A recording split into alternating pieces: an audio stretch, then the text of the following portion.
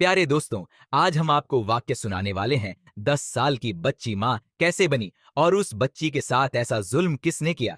यह सच्चा वाक्य सुनकर आप भी दंग रह जाओगे। यह सच्चा वाक्य सुनने से पहले आपसे गुजारिश है कि वीडियो को आखिर तक देखें और छोटे बच्चे बच्चियों के माँ बाप ये स्टोरी जरूर सुने और शुरू से आखिर तक सुने और इस पर गौर करें, क्योंकि ऐसी बातों को हमारी सोसाइटी में अक्सर छुपा दिया जाता है। प्यारे दोस्तों, यह वाक्य हमें पाकिस्तान कराची की एक डॉक्टर खातून ने बताया है।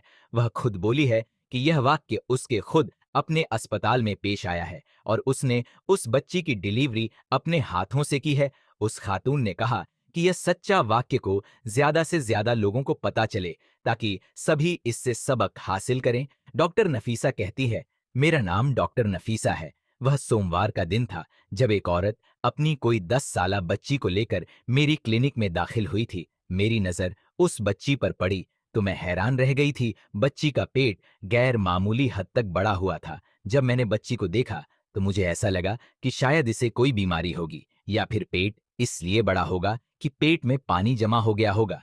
मगर जब मैंने बच्ची की मां की तरफ देखा तो उसकी आंखों में आंसू थे। क्या बात है मोहतरमा, आप रो क्यों रही हैं? मेरी बात सुनकर उसने मेरे आगे दामन फैला दिया। मैंने जब उसकी तरफ नासमझी से देखा, उसने अपनी चादर अपने सर से उतारी और मेरे कदमों में रख दी। डॉक्टर साहिबा, खुदा के लिए मेरी इज्जत बचा ले।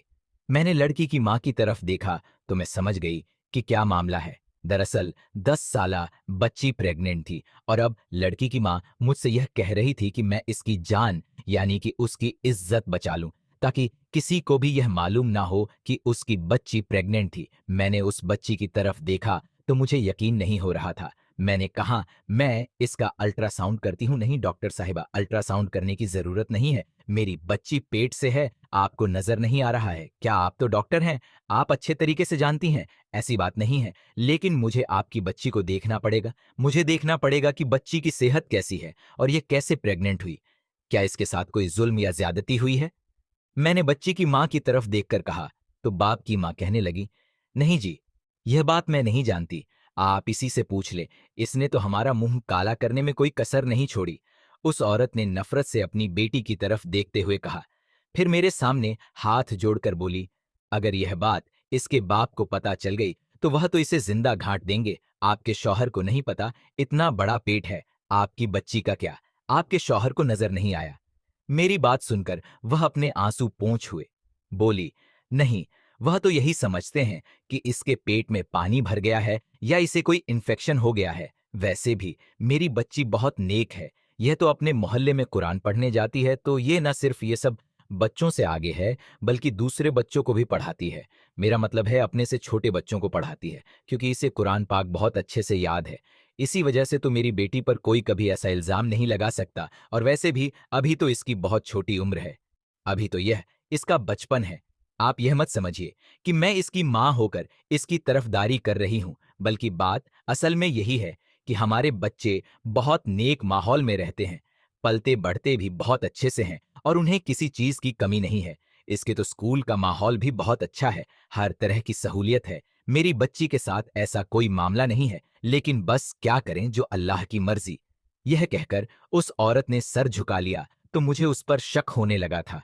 ऐसा तो हो ही नहीं सकता कि बिना किसी आदमी के, बिना किसी जुल्म और ज्यादती के यह बच्ची प्रेग्नेंट से हो गई हो। किसी ने तो कोई जुल्म किया होगा, नहीं तो इसकी मां से लापरवाही हुई होगी, तभी तो इस बच्ची का यह हाल है। मैंने अपने दिल में सोचा। मैंने देखा उसकी मां मुझसे नजरें चुरा रही थी। ऐसा लगता था कि उसकी मां मुझे पूरी बात बताना नहीं चाहती थी। मैंने उससे कहा कि आपको बच्ची की सोनोग्राफी तो करवानी ही होगी, तभी मुझे पता चल सकेगा कि आपकी बच्ची का कौन सा महीना है और उसका कौन सा इलाज किया जा सकता है। वह औरत सोनोग्राफी करवाने पर राजी हो गई। उसकी बच्ची को मैं सोनोग्राफी वाले कमरे में लेकर जाने लगी तो औरत बोली, डॉक्टर साहिबा में भी साथ चलूंगी। ऐसा लग रहा था कि वह औरत बच्ची को अकेले मेरे साथ नहीं भेजना चाहती थी। शायद वह यह नहीं चाहती थी कि